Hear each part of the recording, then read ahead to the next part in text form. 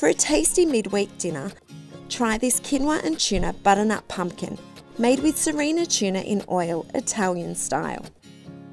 To get started, cut the pumpkin in half lengthways. Remove the seeds and membrane with a spoon. Then use a small sharp knife to cut a diamond pattern into the cut sides of the pumpkin. This helps the pumpkin to cook quicker. Place the pumpkin, cut side up, on a baking paper lined tray.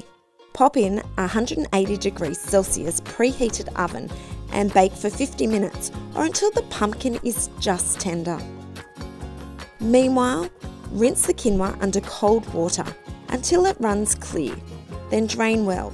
Place the quinoa in a small saucepan of boiling water. Cover with a lid and simmer over low heat for about 10 minutes until the liquid is absorbed. Use a fork to separate and fluff up the grains, then transfer the quinoa to a heat-proof bowl.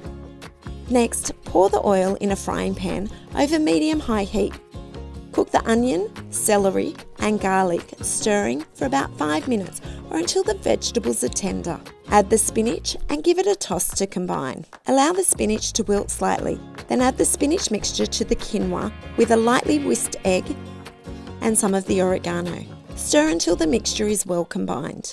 Spoon the quinoa mixture over the cooked pumpkin, then top with the can of Serena tuna in oil, Italian style, and dollop over the cottage cheese.